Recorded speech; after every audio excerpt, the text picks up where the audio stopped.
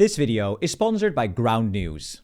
The UK went to the polls only a couple of weeks ago for the local council elections, and it really was a bloodbath for Keir Starmer's Labour. Labour lost almost 1,500 council seats, and meanwhile, Reform UK gained more than 1,450 seats across England. Now, at first sight, you might think that the title of this video is complete bullshit, because Reform UK, led by Nigel Farage, is super anti-EU integration. So surely this would mean that Britain is moving even further away from Europe, right? Well, no, not necessarily. You see, if we look at the parties based on their attitude towards Europe, things like rejoining the EU, rejoining the single market again, the customs union, or generally just being friendly towards cooperation with Europe, then the story becomes a bit more complicated. Because alongside Reform's rise, the most pro-European parties in Britain also did extremely well. I mean, just have a look at the Greens, who gained more than 400 seats, and the Liberal Democrats, who gained over 150 seats. And meanwhile, the Conservatives, still one of the main hard Brexit parties in the UK, lost more than 500 seats. And let's be very honest here. Keir Starmer's Labour Party hasn't exactly been some ultra-pro-European movement either. Starmer has ruled out rejoining the EU, ruled out the single market, and also ruled out the customs union, basically putting red lines around almost everything meaningful in terms of reintegration with Europe. And yet, Labour still got hammered in these local elections. And this becomes even clearer once you leave England. In both Wales and Scotland, Plaid Cymru and the SNP remain strongly pro-European, with both parties also supporting independence, partly as a path back into the European Union. Now, these election results have been so bad for Keir Starmer's Labour Party that a leadership challenge has become all but inevitable. But this doesn't mean new national elections. It simply means that other senior Labour figures could try to remove Starmer as the party leader and take his job for themselves. And this could completely reset relations with the European Union. And right now, there's only really two names that everyone is watching. And we talked to Jonas Laursen, one of our favorite political analysts with his own YouTube channel, see the link in the description, to get some more insight here. Start with the favorite, which is very much Andy Burnham. So he is the current mayor of Greater Manchester. He's very popular. He often polls as the most popular in terms of net popularity UK politician. He's of the Labour soft left, as it's called, which is like one step to the left of Starmer, but not quite in the sort of Corbynite territory. And I think for you guys, most interestingly, he has historically been quite in favor of rejoining the European Union. He made a very big deal out of it just last year. He gave a big speech where he talked about he would like to see the UK rejoin the European Union in his lifetime. He's now walked that back quite a bit, though. So let's line up Burnham right next to the Prime Minister today and see where he actually stands on all of these EU issues. Because compared to Starmer, Burnham is definitely much more open to rebuilding ties with Europe. Not full rejoin tomorrow levels, of course, but he has spoken positively in the past about closer customs cooperation and access to the single market. But his road to power has one major problem. He's not an MP. So to be Prime Minister in the UK, you need to be either a member of the House of Commons or a member of the House of Lords, and he is neither. So right now, he is currently standing as a candidate in an upcoming by-election in what's called Makerfield, which is just outside of Manchester. And this is a by-election that was called because another MP stood down very much on purpose to let Andy Burnham become an MP so Burnham can challenge Starmer. Burnham is very popular with the Labour membership. Now, this by-election takes place on the 18th of June. And honestly, this could become one of the most important moments in British politics this year. Because if Burnham wins, he suddenly becomes a real challenger to Starmer almost overnight and will most likely beat him. But according to current polling, the race is actually extremely close. Burnham is only polling around 3% ahead of Reform UK in Makerfield. So, there's still a real chance that he will lose this. And if he loses, then his entire leadership challenge probably dies immediately. But Burnham isn't the only name being talked about. There's also this guy called Wes Streeting. So Wes Streeting, he is the now former Secretary of State for Health and Social Care. He resigned very, very recently, just a couple of days after the council elections. He resigned and called on Starmer to resign as Prime Minister as well. He is of the sort of moderate Blairite part of the party. So ideologically, he's actually quite close to Starmer, even though they're now massively feuding.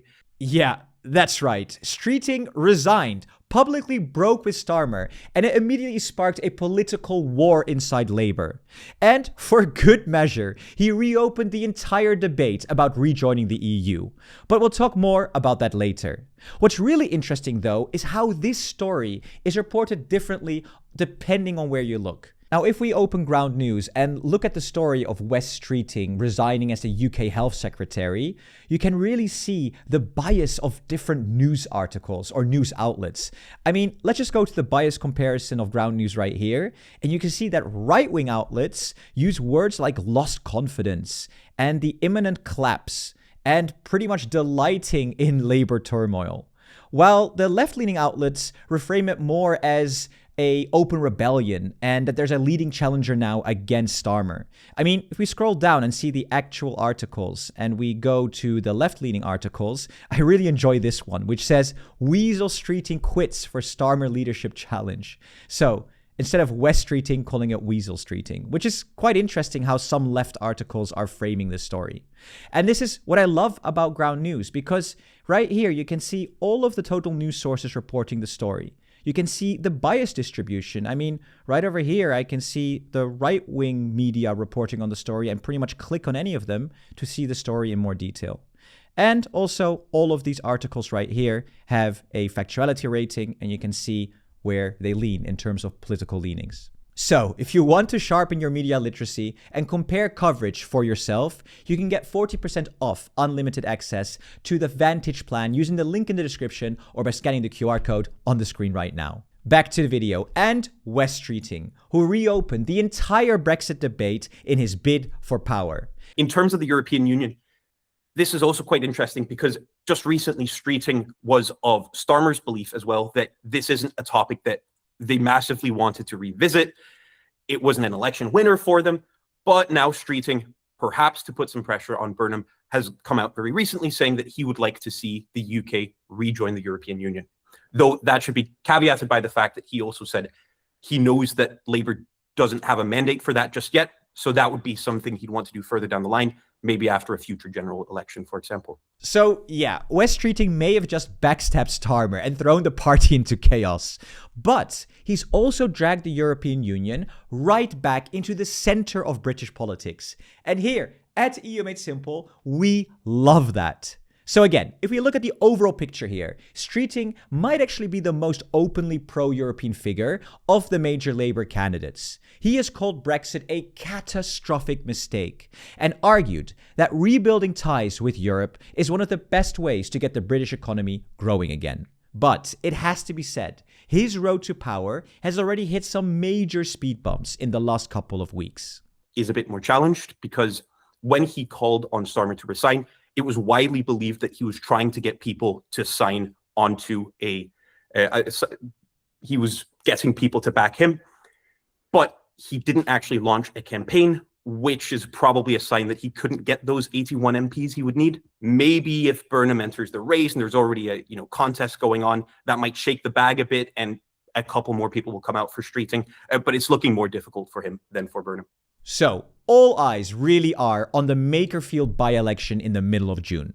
Because if Burnham manages to win that seat and then gathers the 81 MPs needed to trigger a leadership challenge, which is super likely, Labour could suddenly end up in a three-way political civil war between Starmer, Burnham and Streeting. Now, realistically though, Streeting currently has the weakest position. Polling for him in head-to-head matchups against Starmer has not been particularly great. I guess that resigning and then trying to initiate a leadership contest against your former boss doesn't land very well. Still though, both candidates seem much more open to improving and deepening relations with the EU than Starmer currently is. And that got me thinking. If you are somebody who actually wants the UK and the EU to grow closer together, which of these two candidates would actually be better? And Jonas had a super interesting answer to that. based on what the candidates potentially for this leadership contest are saying, Streeting is clearly the most pro-EU, but historically Burnham's been much more pro-EU. But I think the fact that it's now becoming a bit of a question might mean that either of them would potentially want closer relations with the EU. I think it's something that tends to poll quite well amongst Labour members all around. Now, going back to the title of the video, the answer is yes. The UK is definitely a lot closer than ever to rejoining the European Union. Because let's face it, Starmer hasn't exactly been ambitious in Europe at all. He drew red lines around almost everything straight away. The single market, the customs union, or any other meaningful integration. And I think Labour needs to put these ideas back on the table now. Just look at public opinion, which is clearly moving. Around 55% of Brits now support rejoining the EU, while only 33% oppose it. And that's a pretty major shift. But do I think that full EU membership is realistic for the UK anytime soon? No, probably not. Or in fact, probably not at all. Because while it's not impossible, both sides still have massive concerns and blockers. Just look at the UK. It would have to open the endless debate about sovereignty, the euro, probably the biggest point, and all of these other opt-outs it previously had. And the European Union would also worry about one major thing: Reform UK. Because if Reform ever got back into power after the UK would rejoin, they would likely just drag the UK out of the EU all over again. And after Brexit, there's simply very little appetite for this. Not to mention, the EU has no appetite for building a special deal with all kinds of opt-outs for the UK at this point either. So, maybe the most realistic option right now is something in between. And we call this associate membership. And we've talked about this so much on the channel, but I love beating the drum about this. A tiered EU, guys, that is what we need right now. And when you look at my favorite EUMS trademark tiered model, the UK, in my opinion, belongs right over here.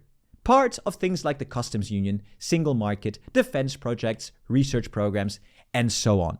But, my English friends, if you want to keep the pound, that's fine, but then you simply don't get a seat at the council or the parliament, until of course you are a full member. And I think we are seeing some movement towards this, especially if Keir Starmer gets replaced by one of these other two Labour leaders. Because Merz from Germany has talked about such a relationship, a associate membership with Ukraine. And there's nothing to say that he won't have a similar approach when it comes to the UK. I think it makes sense. But let me know what you think in the comments. Thank you so much for watching. And if you want to dig deeper into media bias and understand how stories are being framed, do check out our sponsor, Ground News. You can get the Unlimited Access Vantage plan with 40% off by using the link in the description or scanning the QR code on the screen. And as always, a big shout out to our presidents who make all of this possible. Your support is awesome.